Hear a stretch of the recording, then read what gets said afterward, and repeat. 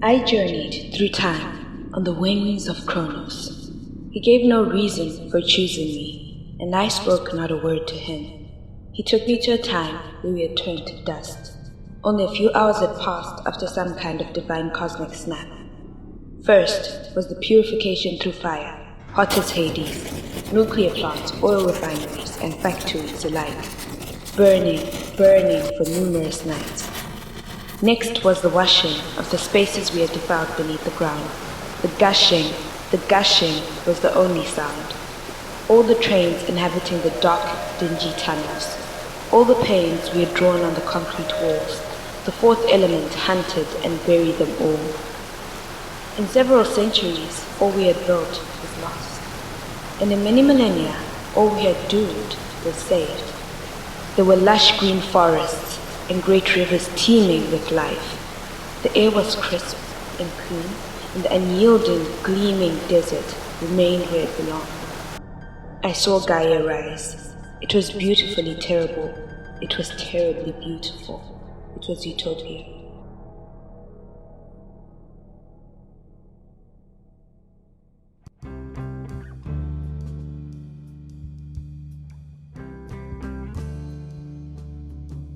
And this idea of utopia could be why many people rightfully believe that a world without humans would be perfection. Perhaps this is true, but for me, such sentiments bring to mind the old philosophical thought experiment. If a tree falls in a forest and no one is around to hear it, does it make a sound? Does a thing matter when it is not observed or perceived?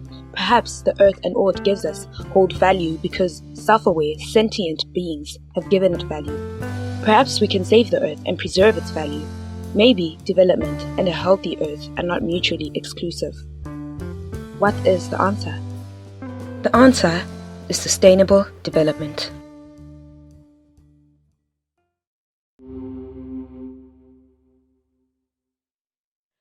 The most common definition for sustainable development is development that meets the needs of the present without compromising the abilities of future generations to meet their own needs. If you're watching this video, chances are that you live in a city. In fact, 55% of the world's population lives in an urban area, and if urbanization trends continue as projected, it is expected that 70% of the world's population will live in urban areas by 2050.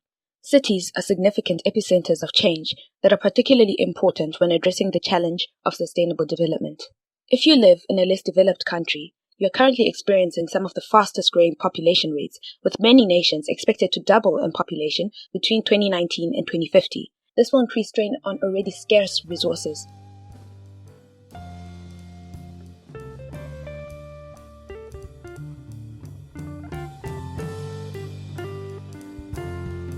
The city of Harare is very hot, and this is aggravated by the urban heat island effect. Urban heat islands are built-up areas that have much higher temperatures than the surrounding countryside. These form due to natural land covers such as soil, vegetation, and water being replaced by heat-retaining materials such as concrete and tar. A study in 2017 found that vulnerability to heat-related distress was high in over 40% of the city of Harare, particularly in built-up areas such as the central business district. The high temperatures encourage increased use of devices such as air conditioners and electric fans, which result in excessive amounts of energy being used in the CBD. To curb use of energy, it is imperative that self-cooling, sustainable buildings are designed. One such building that can already be found in Harare CBD is the Eastgate Shopping Mall, which was built to mimic native termite mounds. These mounds are engineered to withstand the unforgiving Zimbabwean sun. The building has small windows to minimize the absorption of heat and thick walls, which increase the amount of heat required to raise the building's temperature. It has air shafts that direct night-cooled filtered air in the mornings and a prickly exterior, mimicking the structure of desert plants to disperse warmth more effectively. As a result of its unique design, Eastgate uses 35% less energy than comparable buildings in Harare. If all or most of the Harare CBD was comprised of similarly designed buildings, energy use and the temperature of the city would be greatly reduced. Another sustainable solution to the design of buildings in Harare is the introduction of green roofs. These roofs are covered in vegetation, bringing a cooling effect to the building and the surrounding environment and reducing thermal stress. They are also advantageous as they increase green spaces in urban areas without reducing street space. They also have the added advantage of improved air quality. Finally, zero-energy buildings could be introduced to the city of Harare as well. These are usually solar-powered buildings that draw power from the power grid on cloudy days or nights and return the same amount of power to the grid, resulting in zero net energy use.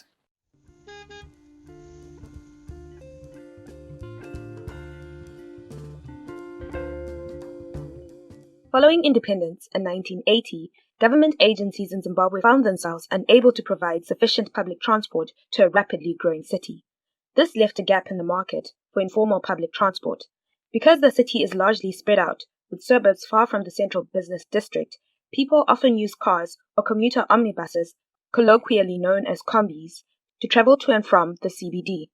The main problem facing transportation in Harare is congestion and lack of space, which obstructs the flow of traffic and is therefore disadvantageous to the growth of the economy. This is due to the way the city was planned and the inefficient modes of transport used. Well-managed conventional public transport in the form of large buses has been determined to be more comfortable, safer, more environmentally friendly, and generally more sustainable than combis. Large buses can alleviate congestion in the city because they carry more people and efficiently use road space. In the past, there were many obstacles to the introduction of buses for transportation in Harare. These included inadequate infrastructure, including terminal facilities, unfavorable tariffs with higher operational costs in urban areas, and lack of financial support from banks. However, due to the problems caused by combis, there was a great desire among citizens for the old public transport buses, the Zupco buses, to return. Following the inflation resulting from the reintroduction of the Zimbabwean dollar in 2019, omnibuses continually raised their prices for their services. There were extensive fuel shortages, which along with the inflation also resulted in an exponential increase in fuel prices. All this led to more and more of the working class making use of public transport, and as a result, the government found the perfect opportunity to reintroduce the Zupco buses, which are more affordable and sustainable. The city of Harare has a radial road network with the central business district at its core. As mentioned earlier, this causes problems as most people in the city commute over large distances to go to work, schools, and access various services such as clothing shops, cinemas, and gymnasiums that may not be found in close proximity to their homes. This results in congestion in the CBD core and results in an increase in emissions from motor vehicles and increased use of petrol and diesel, which are non-renewable energies. A solution to this problem would be an approach to planning which integrated business and residential areas, shortening the distance traveled to and from work. In the long term, if Harare becomes integrated in this way, the council could make inner roads more difficult for driving in order to reduce emissions from cars and encourage walking or cycling. And eventually, this would encourage the progression of Harare towards becoming a car-free city.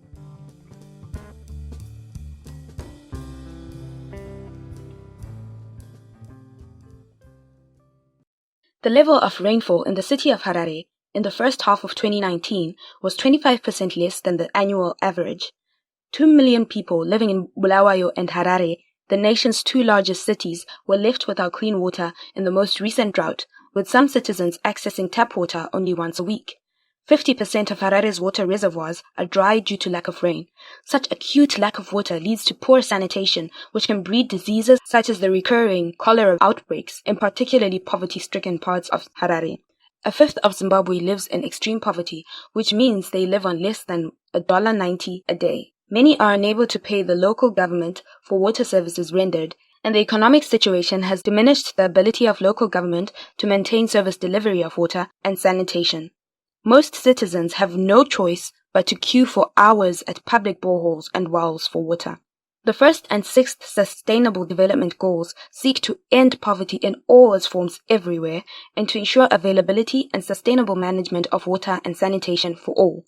Lack of water and poverty are intimately linked, so it's obvious that the water crises and issues of poverty in Harare can only be solved after a drastic improvement in the economy. But once the financial resources are there, what can be done? While leaking pipes are wasteful and unsustainable, for Harare's water to be sustainably supplied, existing infrastructure must be upgraded, repaired, reinforced, and well maintained. Water use could be drastically reduced by the introduction of waterless toilets. A viable option is the composting toilet, which transforms human waste into a rich organic manure over time. Such a toilet can prevent between 35,000 and 60,000 liters of water from being flushed away every single year. This is a viable option for Harare due to the much lower installation and running costs of these toilets. Widespread use of such toilets would reduce wastage of water and improve food production of the city. The use of groundwater can be sustainable, provided the amount that is stored, entering, and leaving the system is preserved. Many citizens of Harare already use groundwater from boreholes and wells. However, the use of groundwater does not appear to be well monitored in Harare. Misuse and overuse of groundwater may over time lead to depletion, reduced stream flow, and lower water quality. Rainwater harvesting is one of the most sustainable sources of water supply. It cannot be overexploited and directly provides water that is already safe to drink. Many Zimbabweans, out of necessity, already make use of the sustainable water supply, but there is potential for a large-scale system to be developed in the city of Harare. This initiative would require careful design and constant maintenance to be viable. However, because rainfall can be unpredictable, this method would function best in tandem with a more reliable, sustainable supply of water.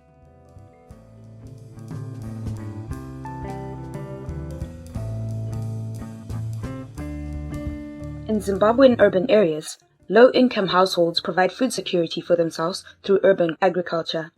This became a viable option when food prices rose during Zimbabwe's economic decline and the productivity of surrounding rural areas fell due to climate change. Urban agriculture can be sustainable when seamlessly integrated into the economy and ecology of the city.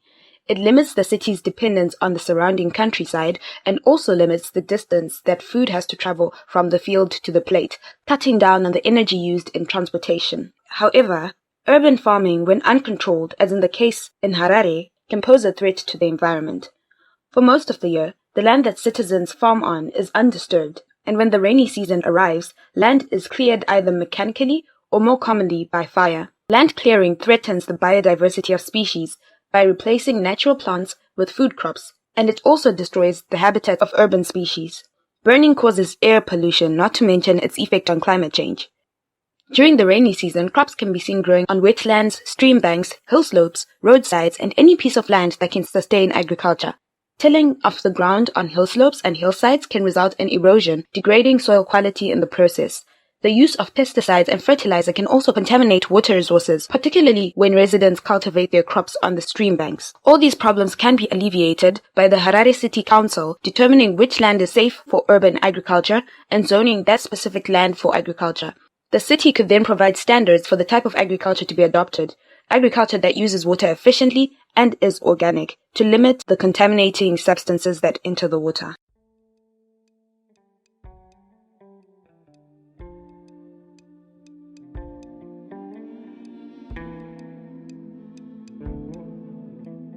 Waste collection in Harare is infrequent and unreliable.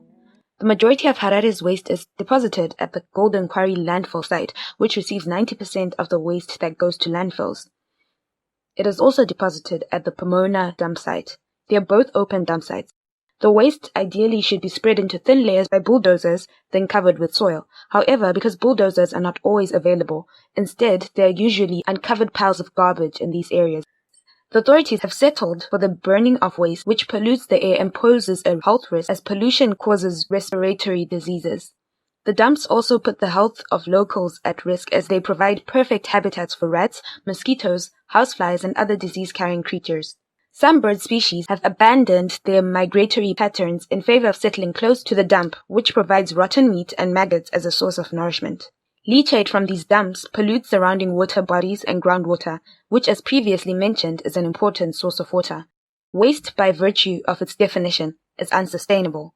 However, the disposal of waste in Harare could use much improvement, and this would result in the city becoming more sustainable. One of the ways that the problem of waste could be tackled is by widespread household use of a food waste disposer. This is a device that grinds up food waste from the sink, sending it to wastewater treatment plants. Here, anaerobic digesters could be used to create biogas, a renewable energy source which can be used to power the treatment facility itself. Use of food waste disposers in a community of 30,000 households can reduce the global warming potential by an amount equivalent to the same community not driving for 4.6 million miles.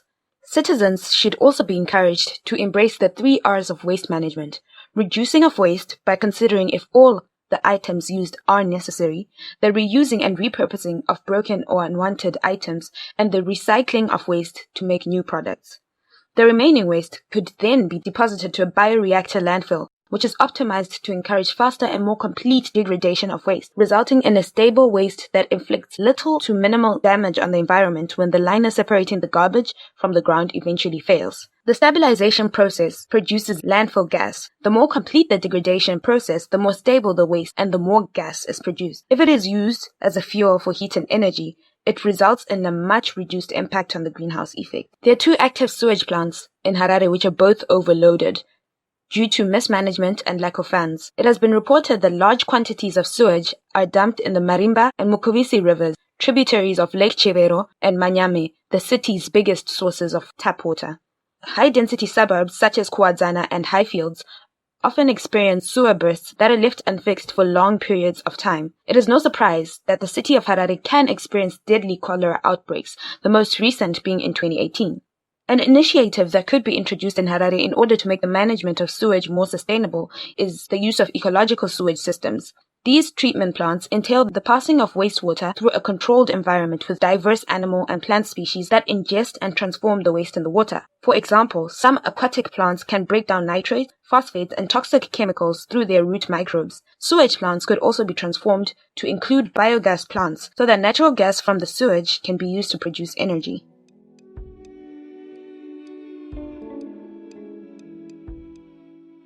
%43 of the country's electricity comes from the burning of coal, a non-renewable energy resource, at Hwange Thermal Station. This causes massive air pollution and contributes to climate change. 57% of the country's electricity comes from renewable hydroelectric energy at the Kariba hydroelectric power plant. Although a renewable source of energy, hydroelectric power has a major impact on the environment and surrounding community.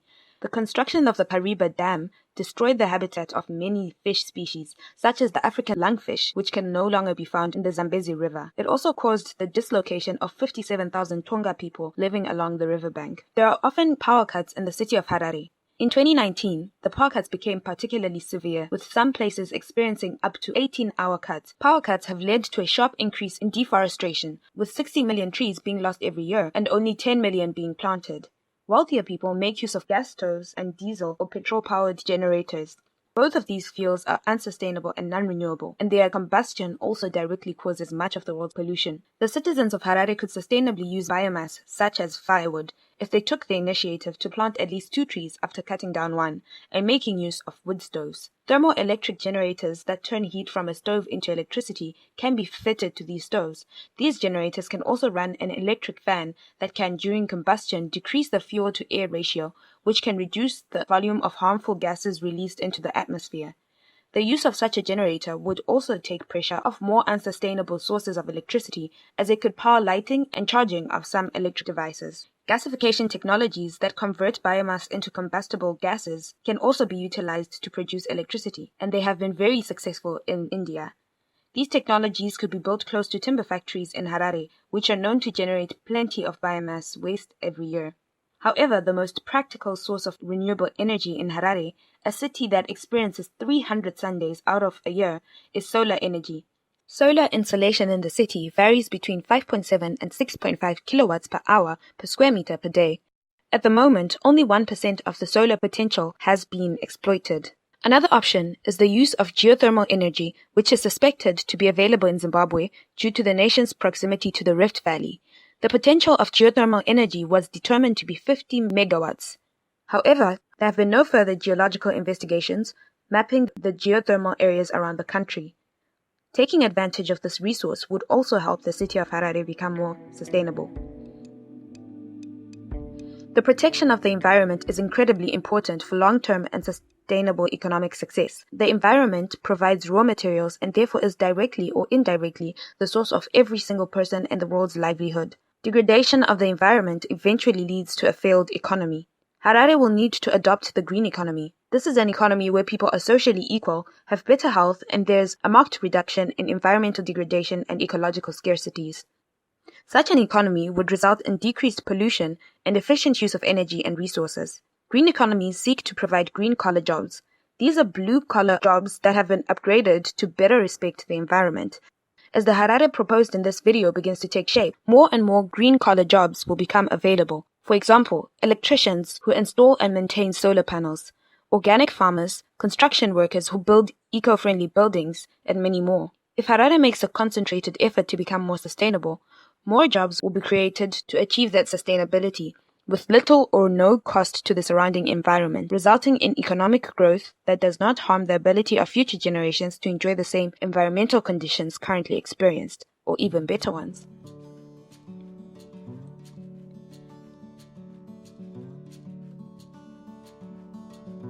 The sustainable development of a city is a complex, interconnected issue. People affect waste, which affects their health. The waste could provide energy, which can be good or can pollute, and so on and so forth. Everything is connected, and the problem of sustainable development must be tackled in a holistic manner, considering all parts together.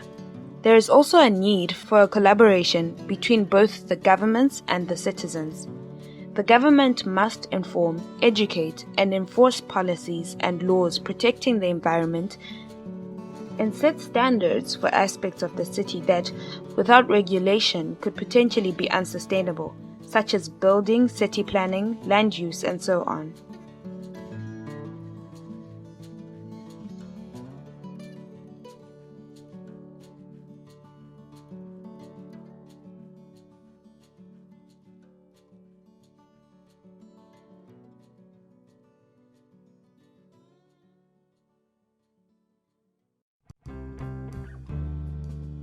So, can Harare become more sustainable? Most definitely. Will it? With the second economic collapse currently occurring and lack of urgency to tackle environmental issues, it is unlikely that this will occur in the near future. But we can dream, and we can hope.